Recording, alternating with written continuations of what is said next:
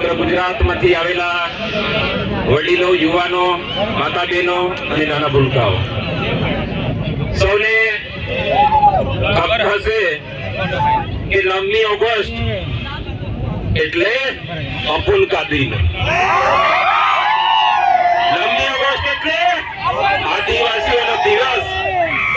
મિત્રો, મેં એ પણ કહેવા માંગુ છું, જ્યારે યુનોમાં બેઠક થઈ, સમગ્ર 90 જેટલા દેશ હતા અને તેમાં બેઠકમાં ચર્ચા થઈ, આ સૃષ્ટિને, આ માનવ વસ્તીને બચાવવું હોય તો કોના પાછળ કોને ધ્યાન આપવું પડે, તો ત્યાં એક જ વાતની ચર્ચા થઈ, આપણે બધાએ બચવું હોય તો પેલા આદિવાસીઓને બચાવો. અહીં વાડિયા પણ રહી છે, ગામડા પણ રહી છે, પણ એક પણ જણનો દિવસ નહીં ઉજવાતો. કેમ નહીં ઉજવાતો? આપણે નસીબદાર છે, આપણો દિવસ ઉજવાય છે.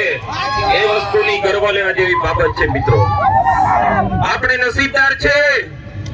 આદિવાસીઓ પર આ સરકાર એટલી અત્યાચાર કરે છે, તે છતાં આપણા વચ્ચે ચૈતરભાઈ જેવા નેતા પેદા થયા અને સાથે આપણને ચૈતરભાઈ બનાવ્યા. ચૈતરભાઈ,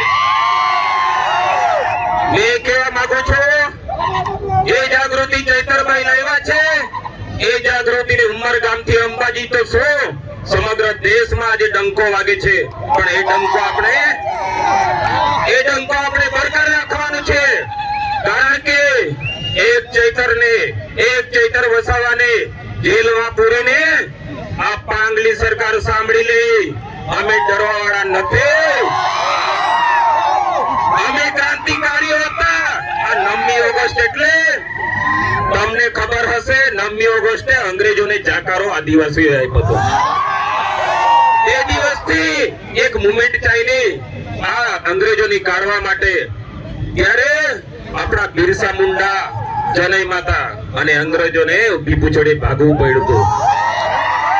આજે ચૈતરભાઈને મેં બીજા બિરસા મુંડા, મેં એમનું બીડું આપું છું, કારણ કે જેલ ભોગવવી એ ખાવાના ખેલ નથી મિત્રો. કારણ કે એ જેલમાં રહીને એમને ખબર પડે, આજે આપણો ટાઈગર જેલમાં છે, એક દિવસ બહાર આવવાના છે, કાલે જ આવશે એવું લાગે છે મને. આપણે સાંજે જઈને બધાએ છાક પાડવાનું છે, પૂંજ મૂકવાની છે. એક પેક મારી પણ લેજો, દેશી પીજો, સારું પીજો. દરેક એ પણ યુવાનો અને સમાજ માટે ટાઈમ કાઢીને આવ્યા છે. આજ લડત ઉલ ગુલાલ ચાલુ રહેશે. એક ચૈતર વસાવાને જેલમાં નાખજો, હજારો ચૈતર વસાવા પેદા થયેલા છે. તમે ટેન્શન નહીં લેતા. એક દિવસ તમારા પણ આવવાનો છે ને, આવવાનો છે. 100 દિવસ સાસુના, એક દિવસ વહુનો આવવાનો છે. બધાનો આભાર માનીને મારો વખતે પૂરું કરું છું. આભાર.